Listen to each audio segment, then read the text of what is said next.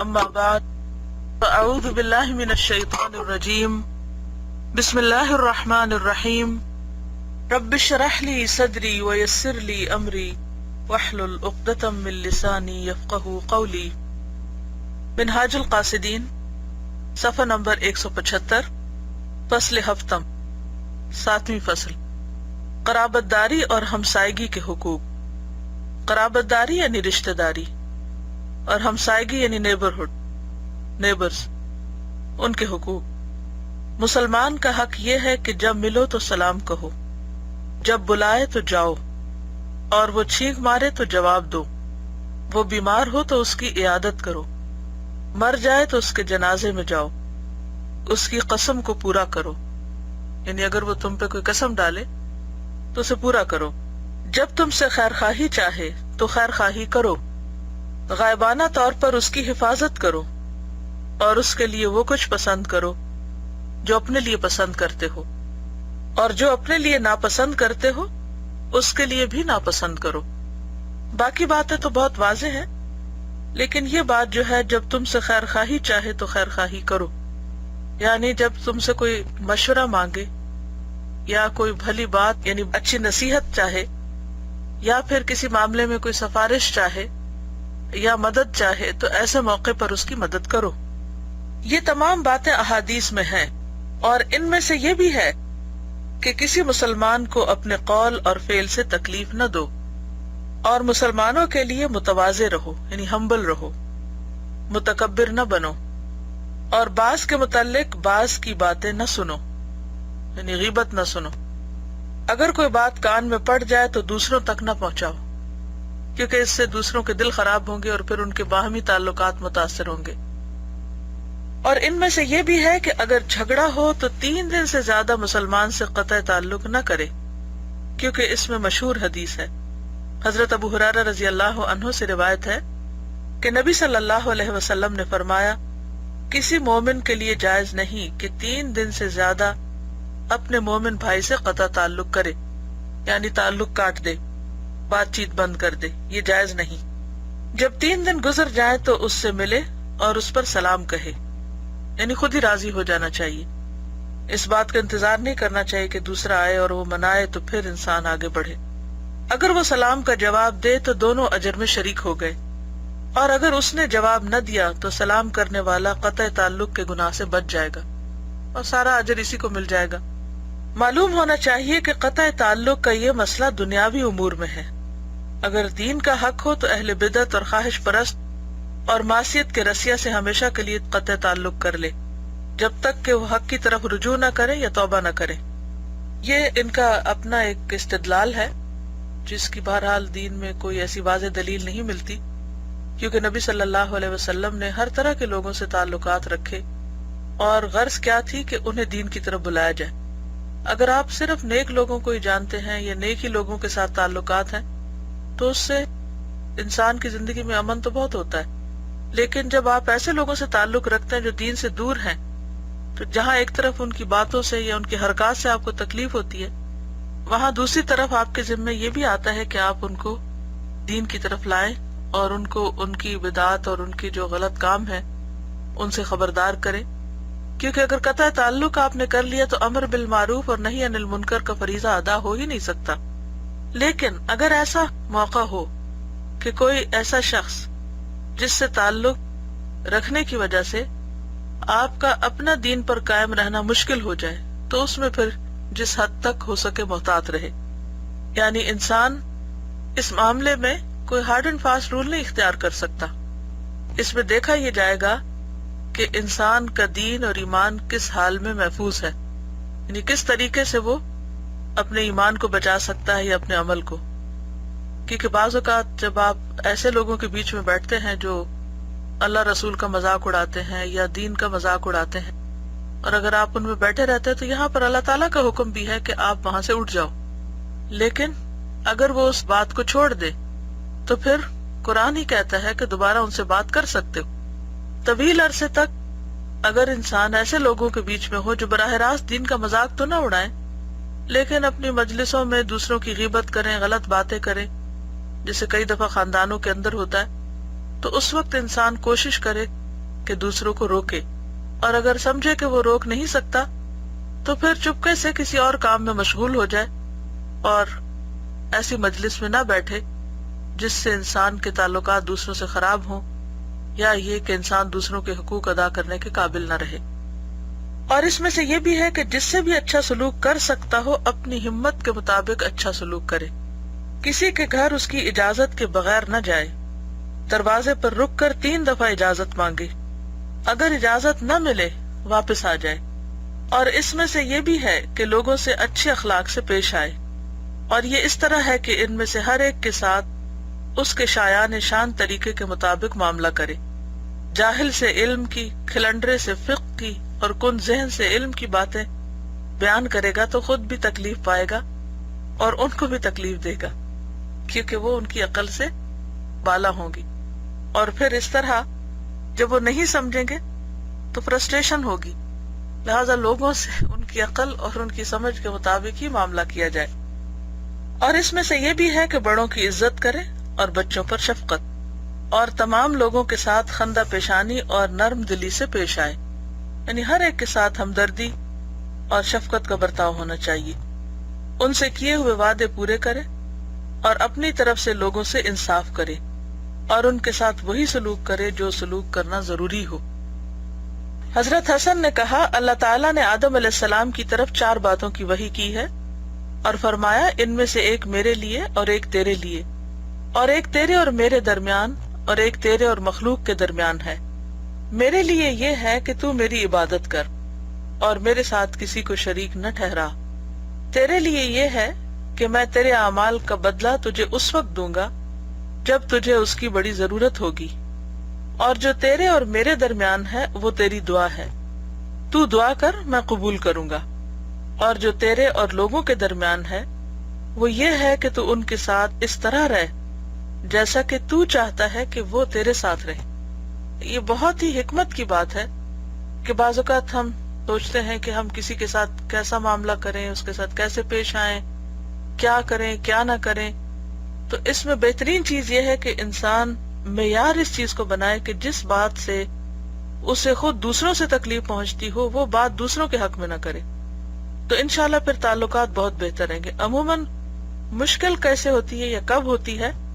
اس وقت ہوتی ہے کہ جب ہم اپنے لیے تو اچھا چاہتے ہیں، یعنی لینے کے معاملے میں بہت آگے ہوتے ہیں، اور جب دینے کی بات آتی ہے تو بھول جاتے ہیں۔ تو اس کے لیے تو قرآن پاک میں آتا ہے نا، وَيْلٌ لِّلْمُطَفِّفِينَ الَّذِينَ إِذَا اكْتَالُوا عَلَى النَّاسِ يَسْتَوْفُونَ وَإِذَا كَالُوهُمْ أَو وَّزَنُوهُمْ يُخْسِرُونَ، کہ ڈنڈی مارنے والوں کے لیے ہلاکت ہے کہ جب لوگوں سے لیتے ہیں تو پورا پورا لیتے ہیں، یعنی اپنا حق پورا وصول کرتے ہیں، اور جب دینے کی باری آتی ہے، ناپ تول کے جب کچھ دیتے ہیں تو وہ کم کر کے دیتے ہیں، یعنی دیتے نہیں ہیں پورا۔ تو بات یہ ہے کہ کوئی بھی ایسی چیز، یعنی ہم اگر بیٹھ کر اپنا جائزہ لیں کہ وہ کون کون سی باتیں ہیں جو مجھے لوگوں میں اچھی نہیں لگتی، جو اگر لوگ وہ کام کریں تو مجھے سخت ناپسند ہوتے ہیں، تو پھر اپنے آپ کو سمجھائے کہ مجھے بھی کسی کے حق میں ایسا نہیں کرنا۔ مثلا اگر آپ کو کسی کے زور سے دروازہ کھولنے یا بند کرنے سے تکلیف ہوتی ہے تو آپ اس سے بچیں۔ اگر کسی کے مخصوص طریقے سے پاؤں پٹخا کے چلنے میں آپ کو تکلیف ہوتی ہے تو آپ خود اس طرح اپنے آپ کو روکیں تاکہ دوسروں کو بھی تکلیف نہ ہو۔ کوئی ایسی حرکت جو دوسروں میں دیکھتے ہیں اور آپ کو ناگوار گزرتی ہے، وہ حرکت اپنے اندر سے نکال دیں، تو انشاءاللہ آپ دیکھیں گے کہ پھر مشکل نہیں ہوگی۔ اور اس سے یہ بھی ہے کہ باوقار لوگوں کی زیادہ عزت کرے، یعنی اللہ تعالیٰ نے مختلف انسانوں کے درمیان مرتبے بنائے، بچے کے ساتھ معاملہ اور طرح کیا جاتا ہے، برابر والے کے ساتھ اور طرح کیا جاتا ہے، اور بڑے کے ساتھ مختلف طریقے سے کیا جاتا ہے۔ اور پھر بڑوں کی بھی قسمیں ہوتی، کچھ ایسے ہوتے ہیں جنہیں اللہ تعالیٰ نے دنیاوی اعتبار سے مقام اور مرتبہ دے رکھا ہوتا ہے، تو ان کے ساتھ ان کے مقام اور مرتبے کے مطابق معاملہ کرنا چاہیے۔ جن کو اللہ نے زیادہ عزت دی ہے ان کو عزت دینی چاہیے، کیونکہ یہ اللہ کی تقسیم ہے۔ باہمی تعلقات کی اصلاح کرے اور مسلمانوں کی پردہ پوشی کرتا رہے، یعنی ان کے عیب ڈھانکتا رہے، ان کی برائیوں کو چھپاتا رہے۔ معلوم ہونا چاہیے کہ جو آدمی دنیا میں گناہ گاروں کی پردہ پوشی کرے گا وہ اللہ کی منشا پوری کرے گا کہ اس نے زنا میں 4 عادل آدمیوں کی گواہی رکھی ہے، جو یہ گواہی دیں کہ انہوں نے اس طرح دیکھا ہے جیسے سرمہ دانی میں سرمچو، یعنی بالکل زنا کا فعل دیکھا ہے اور 4 آدمیوں نے دیکھا ہے تو وہ صرف گواہی دے سکتے ہیں. اگر کسی نے اس طرح کا عمل نہیں دیکھا تو اسے اپنے منہ سے کوئی بات نکالنی نہیں چاہیے. اور ایسا اتفاق نہیں ہوتا، یعنی بہت کم ایسا ہوتا ہے کہ کوئی شخص کسی کو اس طرح کی حالت میں دیکھ پائے. اور دنیا میں اس کے کرم کا ہی یہ اثر ہے کہ آخرت میں بھی بخشش کی امید رکھی جا سکتی ہے. یعنی اگر اللہ نے دنیا میں انسانوں کو سزا سے اس طرح بچایا ہے اتنی سخت کڑی شرط رکھ کے، تو امید ہے کہ جو توبہ کر لے اللہ تعالیٰ اس کو آخرت کی سزا سے بھی نجات دے. اور اس میں سے یہ بھی ہے کہ تہمت کی جگہوں سے بچے، ایسے کام نہ کرے کہ جن کے کرنے سے انسان کے اوپر کوئی الزام آئے، یعنی اپنی طرف سے تو بچے. پھر یہ الگ بات ہے کہ لوگ کسی بھی حال میں نہ چھوڑیں. لوگوں کے دلوں کو بدزنی اور ان کی زبانوں کو غیبت سے بچائے، یعنی ایسا کام نہ کرے کہ وہ بدگمان ہو یا یہ کہ وہ پھر مجبور ہو جائے آپ کے خلاف کوئی بری بات کہنے پر. اور اس میں سے یہ بھی ہے کہ جس مسلمان کو بھی سفارش کی ضرورت ہو اس کی سفارش کرے اور ان کی حاجت پوری کرنے کی کوشش کرتا رہے. یعنی اگر آپ کی سفارش سے کسی کا کوئی کام بن جائے تو اس میں پیچھے نہ رہے. اور اس سے یہ بھی ہے کہ ہر مسلمان کو کلام کرنے سے پہلے سلام کہے. مصافحہ کرنا بھی سنت ہے. حضرت انس رضی اللہ عنہ نے کہا، نبی صلی اللہ علیہ وسلم نے فرمایا، 2 مسلمان آدمی ملاقات کریں اور ایک دوسرے کا ہاتھ پکڑ لیں تو اللہ تعالیٰ کا حق ہے کہ ان کی دعا قبول کرے اور ہاتھ الگ کرنے سے پہلے ان کو بخش دے. یعنی مصافحہ کا اتنا اجر و ثواب ہے. ایک اور حدیث میں ہے، جب مومن مومن سے مصافحہ کرتا ہے، یعنی ہینڈ شیک کرتا ہے، تو 100 درجے رحمت نازل ہوتی ہے اور اس میں سے 99 درجے اسے ملتی ہے جو زیادہ خندہ رو اور اچھے خلق والا ہو. یہ حدیث ضعیف ہے، لیکن پچھلی حدیث جو ہے وہ صحیح ہے کہ جب 2 مسلمان ملاقات کریں اور ایک دوسرے کا ہاتھ پکڑیں اور مصافحہ کریں تو اس مصافحہ کا اتنا اجر ہے کہ اس سے بھی انسان کی بخشش ہوتی ہے. اور یہ جو دوسری حدیث میں نا کہ خندہ رو اور اچھے خلق والا زیادہ ثواب والا، تو یہ حدیث تو اگرچہ ضعیف ہے لیکن قدرتی بات ہے کہ جو شخص جتنے زیادہ اچھے اخلاق کا مالک ہوگا اس کا اجر اتنا ہی زیادہ بڑھ جائے گا. بزرگ عالم دین کے ہاتھوں کو بوسہ دینے میں کوئی حرج نہیں اور نہ گلے ملنے میں کوئی حرج ہے. اور علماء کی تعظیم کے لیے ان کے رکاب کو تھامنا جائز ہے. رکاب کیا ہوتی ہے؟ سیڈل جو ہوتی ہے نا گھوڑے کی، یعنی جس کے اوپر چڑھ کے نا وہ گھوڑے پہ بیٹھتے ہیں، تو اس کو کیوں تھامنا ہوتا ہے؟ کیونکہ اگر وہ نہ تھامی جائے تو اس پہ یعنی سلپ ہو سکتے ہیں یا وہ پیچھے آگے ہو سکتی ہے، یعنی چڑھنے میں مشکل ہوتی ہے. لیکن آج کل وہ گاڑی کا دروازہ ہو سکتا ہے یا اسی طرح کی کوئی چیز ہو سکتی. اور اس کی کیا دلیل ہے؟ حضرت ابن عباس رضی اللہ عنہ سے مروی ہے کہ انہوں نے زید بن ثابت رضی اللہ عنہ کی رکاب تھامی. تو گاڑی کا دروازہ کیوں تھام کے رکھتے ہیں کہ وہ کہیں ایسا نہ ہو کہ بیٹھتے ہوئے انسان کے ساتھ لگ جائے. اسی طرح اہل فضل کی عزت افزائی کے لیے اٹھ کر کھڑا ہو جانا اچھا ہے، البتہ جھکنا منع ہے. ہاں، عالم دین کو یا کسی بزرگ کو لوگوں سے نہ یہ توقع رکھنی چاہیے نہ اس کی ڈیمانڈ ہونی چاہیے کہ وہ لوگوں سے خود کہے کہ آؤ میرے ہاتھ چومو، آؤ مجھ سے گلے ملو، یا یہ کہ تم گاڑی کا دروازہ کھولو اور اگر نہ کھولا جائے تو وہ مائنڈ کر جائے، یا یہ کہ پھر لوگوں کو کہے کہ تم کھڑے ہو جاؤ میرے لیے اور نہ کھڑا ہو تو پھر سزا دیے رکھے جیسے چھوٹے بچوں کو اسکول میں دیتے ہیں. ایسا نہیں کرنا چاہیے. یہ ساری چیزیں جائز ہیں. ہاں، جھکنا جو ہے یعنی رکوع کی حالت میں آنا یا اس سے زیادہ نیچے اوپر، وہ درست نہیں ہے کیونکہ رکوع اور سجدہ اللہ ہی کے لیے. اور اس سے یہ بھی ہے کہ مسلمان بھائی کی عزت، مال اور جان کو دوسروں کے ظلم سے بچائے اور اس کی حمایت اور مدد کرتا رہے. اور یہ بھی ہے کہ جب کسی متکبر سے واسطہ پڑے، یعنی کسی ایسے شخص سے کہ جو انتہائی بد اخلاق اور سخت گیر قسم کا ہو، تو حضرت عائشہ کی حدیث کے مطابق اس سے بھی اچھا سلوک کرے، البتہ اس کے شر سے بچتا رہے، یعنی محتاط رہے. محمد بن حنفیہ نے کہا، وہ آدمی عقل مند نہیں جو ایسے آدمی سے بھلا سلوک نہ کرے جس کے ساتھ رہنا لازمی ہو، یہاں تک کہ اللہ تعالیٰ اس کے لیے کوئی کشادگی پیدا کر دے. یعنی بعض اوقات ایسا ہوتا ہے نا کہ آپ کا واسطہ کسی ایسے شخص سے پڑ جاتا ہے کہ جس کے ساتھ آپ رہنا بالکل پسند نہیں کرتے، جس کے ساتھ رہنا انتہائی مشکل ہو جاتا ہے. بعض اوقات شوہر بیوی کے درمیان ہو سکتا ہے، بعض اوقات ساس بہو کے درمیان ہو سکتا ہے، بعض اوقات ایک جگہ پہ کام کرنے والوں کے درمیان ہو سکتا ہے. یعنی مختلف لوگ ہوتے ہیں زندگی میں جن سے ہم ملتے ہیں اور بعض اوقات ان کے ساتھ چند گھڑیاں گزارنا بھی بہت مشکل ہوتا ہے، ان کی عادات کی وجہ سے یا ان کے طبیعت کے اندر بہت جذباتیت ہونے کی وجہ سے، یا پھر ان کے کپڑوں کے اندر ایسی اسمیل آتی ہو، یا وہ یعنی ہائیجین کا خیال نہ رکھتے ہوں، تو ایسے میں بعض اوقات انٹرپرسنل ریلیشن شپ جو ہوتے ہیں وہ متاثر ہوتے ہیں، تو اب ان کو کہیں دور پھینکنا بھی مشکل ہوتا ہے۔ ایسی صورت میں کیا ہے کہ وہ آدمی عقل مند نہیں جو ایسے آدمی سے بھلا سلوک نہ کرے جس کے ساتھ رہنا لازمی ہو۔ یعنی اب آپ کو پتا ہے کہ اس نے بھی یہاں رہنا ہے اور آپ نے بھی وہیں رہنا ہے۔ بعض اوقات بہن بھائی ہوتے ہیں گھر میں، یعنی کوئی بھی دو افراد ایسے ہو سکتے ہیں کہ جن کا باہم ایک دوسرے سے بالکل مزاج نہ ملتا ہو۔ اب اس میں ایک صورت تو یہ ہے کہ انسان اپنے غم، غصے اور فرسٹریشن کا اظہار کر کے تو میں کر کے بات ختم کر دے۔ ایک یہ ہے کہ انسان صبر اور برداشت سے کام لے، اور پھر انسان دوسرے کے ساتھ بھلا سلوک کرتا رہے جتنا وہ کر سکے، اور ہو سکتا ہے کہ اس کے بھلے سلوک کی وجہ سے دوسرا شخص بھی اپنا رویہ تبدیل کر لے، یہاں تک کہ اللہ تعالیٰ اس کے لیے کوئی کشادگی پیدا کر دے، کیونکہ یہ تو کبھی ہوا ہی نہیں کہ کوئی شخص پیدائش سے موت تک کسی کے ساتھ رہا ہو۔ یعنی زندگی میں انسان پہلے بچہ ہوتا ہے تو والدین کا محتاج ہوتا ہے، پھر شادی ہوتی ہے تو والدین سے الگ ہو جاتا ہے، پھر اس کے بعد اس کے بچے ہوتے ہیں تو کچھ عرصے بعد وہ الگ ہو جاتے ہیں، شوہر بیوی میں سے کوئی فوت ہو جاتا ہے وہ الگ ہو جاتا ہے، دوست ایک دوسرے سے الگ ہو جاتے ہیں۔ تو اس دنیا میں یہ نہیں ہوا کہ ہمیشہ کسی ایک ہی انسان کے ساتھ انسان کو رہنا ہو۔ قدرتی طور پر جیسے زمین کی حالت تبدیل ہوتی رہتی ہے، اسی طرح زمین پہ رہنے والوں کی بھی حالت تبدیل ہوتی رہتی ہے، اور انسان ملتے ہیں اور بچھڑ جاتے ہیں۔ لیکن جتنا عرصہ بھی کوئی کسی کے ساتھ رہے تو ضروری ہے کہ انسان دوسرے کے ساتھ بھلا سلوکی کرے، اور یہ بھی ہے کہ امیروں کے ساتھ رہنے سے پرہیز کرے۔ اس کی کیوں ممانت ہے؟ کیونکہ پھر انسان کے دل میں ہر وقت ایک حسرت اور شکوہ اور غم رہے گا، اور اس سے انسان کی شخصیت گھٹ کر ختم ہو جائے گی اور اس کے اندر شکر گزاری نہیں ہوگی۔ زیادہ تر مسکینوں کے ساتھ رہے، کیونکہ غریبوں کے ساتھ اور مسکینوں کے ساتھ رہنے سے انسان کے اندر ایک قناعت کا جذبہ بھی آتا ہے، سکون بھی آتا ہے، اور اللہ کی شکر گزاری بھی ہوتی ہے۔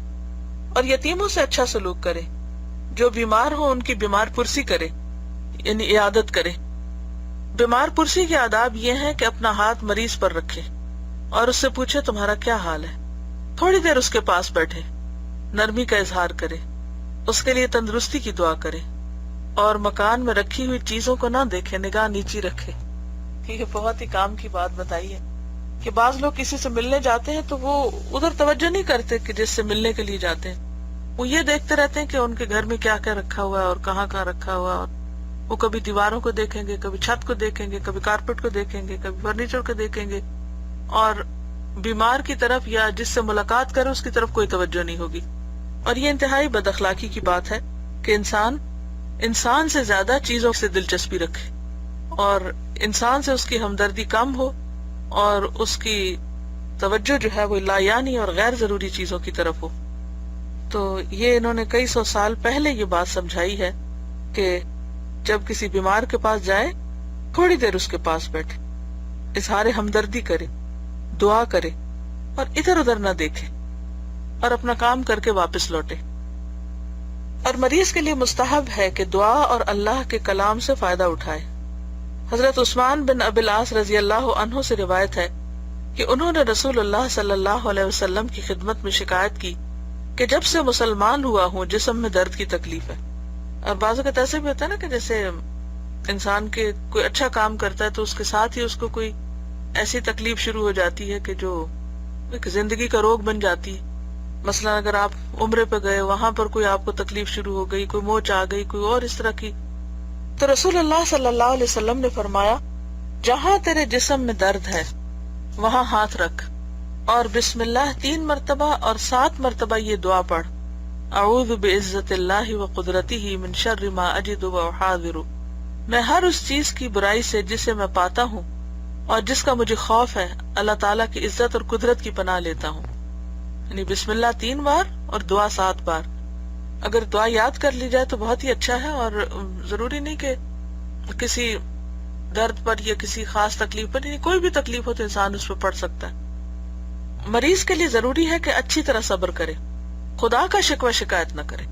یعنی یہ تو کہہ سکتا ہے مجھے درد ہے، مجھے تھکاوٹ ہے، مجھے بخار ہے، لیکن اللہ سے ناراضگی کا اظہار نہیں، دعا خشوع سے کرے اور اللہ تعالیٰ پر بھروسہ رکھے۔ اور یہ بھی ہے کہ مسلمان کے جنازے کے ساتھ جائے اور قبروں کی زیارت کرے.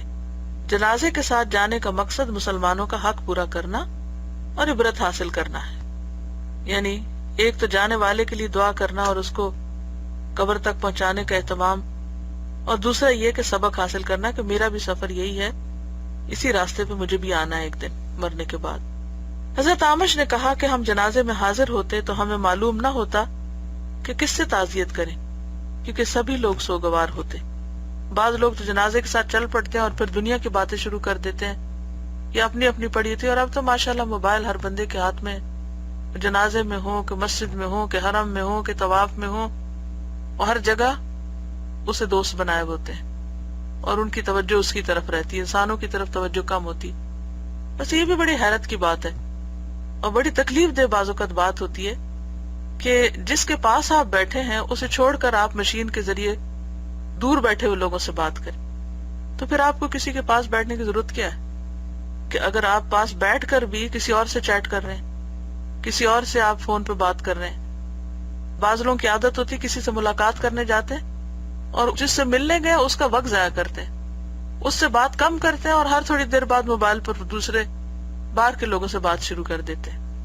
کچھ عرصہ پہلے میں نے پڑھا تھا ایک چائنیز پرائم منسٹر کے بارے میں کہ ان کا ملاقات کا طریقہ کیا ہے، کہ جو ان کے ملاقات کا کمرہ ہوتا ہے اس میں نہ کوئی فون ہوتا ہے، نہ کوئی موبائل، نہ کوئی اور. جو ٹائم مقرر ہوتا ہے ملاقات کے لیے اس ٹائم میں صرف اور صرف وہ اس شخص کی طرف توجہ دیتے ہیں جس کی وہ بات سن رہے ہوتے ہیں یا جو ملاقات کے لیے آیا ہوتا ہے. جب ٹائم ختم ہو جاتا ہے تو بات منقطع ہو جاتی ہے اور پھر دوسرے شخص کی باری ہوتی ہے جو بھی. اور یہی نبی صلی اللہ علیہ وسلم کی سنت تھی کہ جس شخص سے بات کرتے پوری طرح اس کی طرف متوجہ ہوتے تھے. اور پھر یہ ہے کہ بعض اوقات یہ کہ انسان، اور یہ جیسے جنازے پر سب سوگوار ہیں اور سب خاموش ہیں اور ایک غم کا اظہار کر رہے ہیں، لیکن اگر اس وقت بھی آپ ٹیکسٹ میسجنگ کر رہے ہیں اور لوگوں سے باتیں کر رہے ہیں اور ادھر ادھر دیکھ رہے ہیں یا ہنسی مذاق کر رہے ہیں تو اس کا مقصد فوت ہو جاتا ہے جنازے کا. اور قبروں کی زیارت کا مقصد دعا اور عبرت اور دل کا نرم کرنا ہے.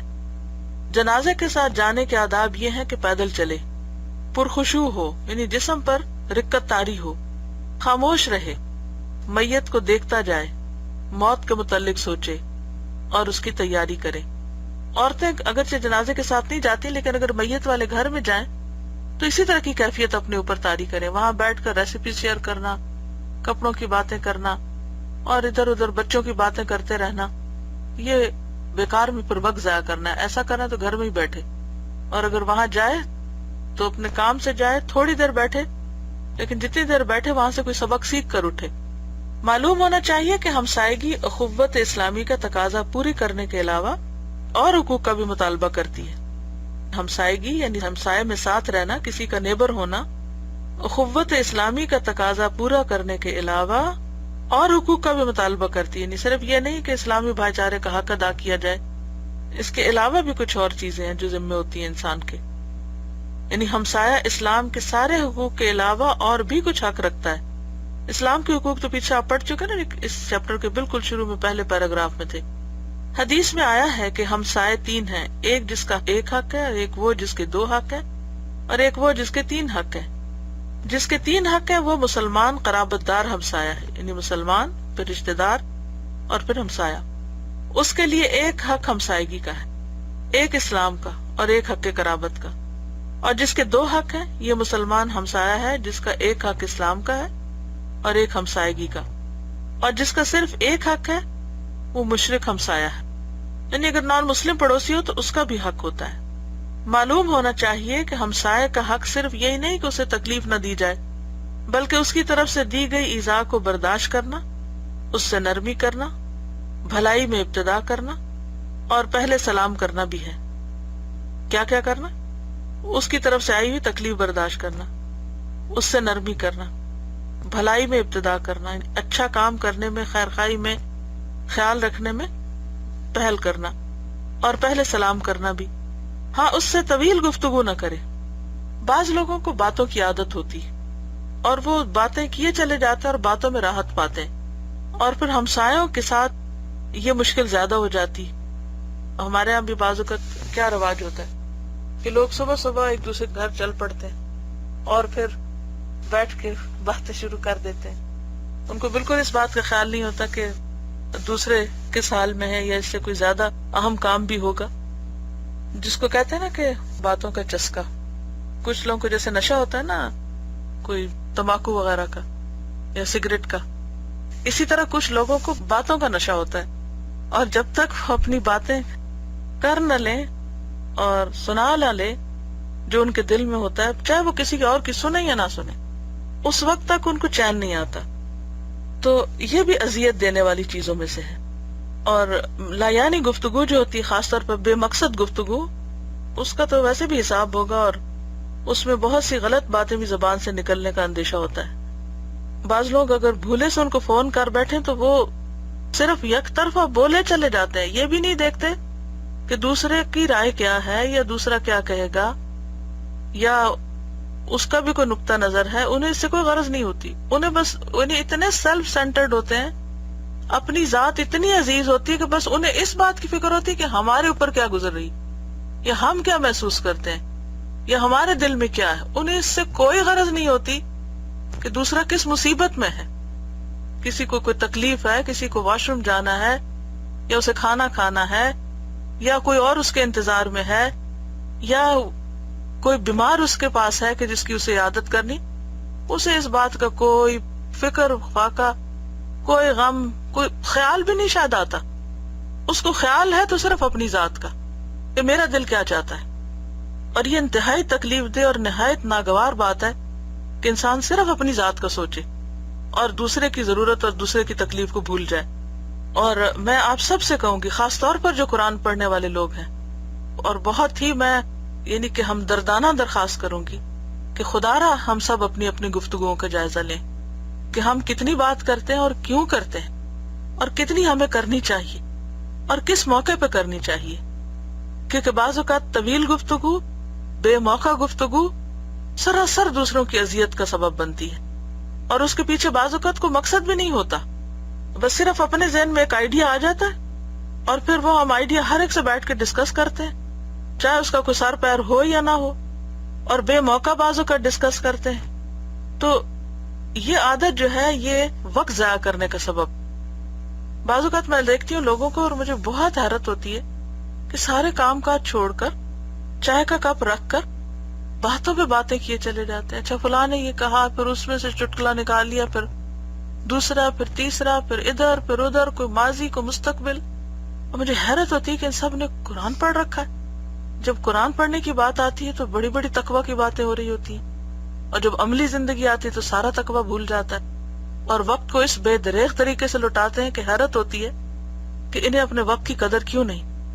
یہی وجہ ہے کہ ہم بہت کچھ کر نہیں پاتے. دین جو ہے وہ صرف باتیں کرنے کا نام نہیں ہے. دین جو ہے وہ عملی طور پہ کچھ کرنے کا نام ہے. کسی کی مدد کریں، کسی کی خدمت کریں، کوئی کام کریں. بعض اوقات نہ اپنا ہوش ہے، نہ بالوں کا ہوش ہے، نہ کپڑوں کا ہوش ہے، نہ آس پاس کی چیزوں کا ہوش ہے، صرف باتوں کا ہوش ہے. تو یہ کس قسم کا دین ہے؟ یہ کون سا دین ہم پھیلا رہے ہیں؟ کیا ان حرکتوں سے دین پھیلے گا؟ دین کا کام کرنے والے باتیں بہت کم کرتے ہیں اور وہ زیادہ کام کرتے ہیں. اور جب تک ہماری یہ عادت ختم نہیں ہوگی ہم کوئی تعمیری کام نہیں کر سکتے، دین کے کسی علم میں پختگی حاصل نہیں کر سکتے، نہ ہم اپنے فرائض پورے کر سکتے، نہ ہم اپنی ذمہ داریاں نبھا سکتے. ہمارے اہم ترین کام چھوٹے ہوئے ہوتے ہیں. بعض اوقات انتہائی اہم کمٹمنٹس ہوتی ہیں ہماری جن کو ہم بھولے ہوئے ہوتے ہیں. کیوں؟ اس لیے کہ ہمیں باتیں کرنے سے فرصت ہی نہیں. اور باتیں کیوں کرتے ہیں؟ کیونکہ مزہ آتا ہے باتیں کرنے میں. تو جب تک باتوں کا مزہ چھٹے گا نہیں، یہ بھی نشہ ہوتا ہے. اور جب تک ہم اپنے نفس کا یہ محاسبہ کریں گے نہیں تو ہم واقعی کوئی تعمیری کام نہیں کر سکتے. کیونکہ زیادہ وقت اگر میٹنگ، زیادہ وقت باتیں، زیادہ وقت آئیڈیاز، زیادہ وقت ڈسکشنز ادھر کی ادھر کی کرتے رہے تو جب کرنے کا وقت کون سا ہوگا پھر؟ تو اس لیے جہاں جہاں بھی ہم رہتے ہیں، میں یہ کسی ایک خاص گروہ یا کسی ایک خاص فرد یا کسی ایک خاص علاقے کی بات نہیں کر رہی. یہ خرابی میں نے ہر جگہ دیکھی ہے. جہاں جہاں بھی ہم رہتے ہیں، جس برانچ میں، جس کلاس میں، جس جگہ بھی رہتے ہیں، ہم سب ایک دوسرے کو بھی منع کریں اور ڈسکریج کریں، اور خود بھی اس سے باز آئیں، اور ٹیلی فون پر بھی بہت کم گفتگو کریں، اور اسی طرح لمبی لمبی میلز لکھنا بھی چھوڑیں. اور یہ دیکھیں کہ ہمارے فرائض کیا ہیں. ہم نے فرض کے علاوہ نفل کتنے پڑھے, قرآن کی تلاوت کتنی کی ہے, کس کتاب کا کتنا مطالعہ کیا ہے, لوگوں کی کتنی ضروریات پوری کی ہیں, ان کی طرف ہماری کتنی توجہ ہے. ہم سب کو سوچنا چاہیے زندگی صرف ایک دفعہ ملی ہے, یہ 2 دفعہ نہیں ملی. اور ایک دن جو ایک بیکار کام میں ہم نے ضائع کر دیا تو وہ دوبارہ نہیں ہمیں ملے گا. تو اس لیے اپنی چیزوں کو پرائرٹائز کریں, فرائض کو سامنے رکھیں, اور پھر اس کے بعد یہ ہے کہ پھر دیکھیں کہ باقی چیزیں کیا ہیں. اور جو ہم کر رہے ہیں نا کام, اگر اسی میں ہم بہتری پیدا کر لیں تو بہت زیادہ باتوں کی ضرورت بھی نہیں رہے گی. یہ مسائل ہوتے بھی اس لیے ہیں کہ باتیں زیادہ ہوتی ہیں اور کام کم ہوتا ہے, ایکشن لینے کا وقت ہی نہیں ہوتا. تو ہمسائے کے حق میں یہ انہوں نے بہت ہی کام کی بات کی ہے کہ ہمسائے کے حق میں ایک حق یہ بھی ہے, اور بلیو می یہ مجھے فرسٹ ٹائم کہیں سے پتہ چلا ہے کہ سلام کے بارے میں تو بہت پڑھتے ہیں اور برداشت اور صبر کے بارے میں اور نرمی اور بھلائی کے, لیکن یہ انہوں نے بہت کام کی بات کی ہے کہ اس سے طویل گفتگو نہ کرے, کیونکہ اس کے وقت میں حرج ہوگا, اس کا کام مکمل نہیں ہوگا. بعض اوقات میں خواتین کو دیکھتی ہوں کہ اچھا بھلا ٹیلنٹ ہوتا ہے, سب کچھ کر سکتے ہیں, لیکن کیا ہے آدھا دن ٹیلی فونوں پہ, یا کسی ایک کا فون آ گیا, اس نے کہانی سنا دی, دوسرے کا آ گیا, پھر تیسرے کا, اتنے میں دیکھا وہ بچوں کے آنے کا وقت ہو گیا, جلدی سے کھانا پکا لو, جلدی سے ادھر ادھر ہاتھ مار لو تاکہ وہ پھر آ کے شوہر ناراض نہ ہو یا کچھ اور. لیکن وہ جو عبادت کا وقت ہے اور کوالٹی ٹائم ہے وہ تو سارا فضول گفتگو میں گزر گیا. اور جتنی ٹیکنالوجی نے ترقی کی ہے اتنے ہی ہمارے مشاغل بیکار ہو گئے. پہلے تو چلو ایک ٹیلی فون تھا, اب تو میلز اور چیٹ ہی نہیں دم لینے دیتی, اور کسی وقت کمپیوٹر سے ہی ہم نہیں اٹھتے, تو باقی ہم کام کس وقت کریں گے. پھر یہ لکھتا ہے کہ بیماری میں اس کی عیادت کرے, مصیبت میں اس کو صبر کی تلقین اور خوشی میں اس کو مبارکباد کہے, نیز اس کی لغزش سے درگزر کرے, اس کے گھر میں نہ جھانکے, اپنی دیوار پر اس کے شتیر رکھنے سے نہ روکے, یعنی اگر اس کو ضرورت ہو دیوار استعمال کرنے کی تو اس میں بھی مدد کرے, اپنے پرنالے میں اس کا پانی بہنے سے ناراض نہ ہو, اور کبھی صحن میں مٹی یا کوڑا گر جائے تو ناراض نہ ہو. یعنی کچھ چیزیں قدرتی طور پر آ جاتی ہیں, ایک طرف سے دوسری طرف ہوا اڑتی ہے تو آپ کا کوڑا دوسرے کے گھر میں جا سکتا ہے, یا دوسرے کا آپ کی طرف آ سکتا ہے, یا زیادہ بارش ہو جائے تو پانی کا بہاؤ آپ کے گھر کی طرف ہو سکتا ہے. تو اس میں یعنی بہت برا نہ منائے, کیونکہ کچھ چیزیں دوسرے کے بس میں نہیں ہوتی, یا وہ جان بوجھ کے نہیں کر رہا ہوتا. اور جو چیز وہ گھر میں لے جائے اس کو دیکھتا نہ رہے, اس کی کوئی بات بری معلوم ہو تو اس پر پردہ ڈال دے, اور اس کی گفتگو سننے کی کوشش نہ کرے, یعنی دیوار کے پاس لگ کے, دروازے کے پاس لگ کے, یا ایک طرف ہو کر کے اچھا کس چیز کے بارے میں بات ہو رہی ہے.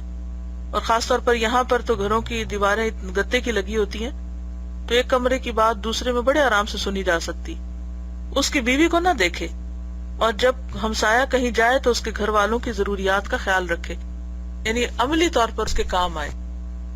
تو یہ چیپٹر تو اگرچہ چھوٹا تھا مگر ان کا ایک ایک جملہ جو ہے وہ بہت ہی کام کا ہے, اور باہمی انسانی جو تعلقات ہیں ان کو بہتر بنانے کی بہترین باتیں اس میں انہوں نے جمع کر دی ہیں.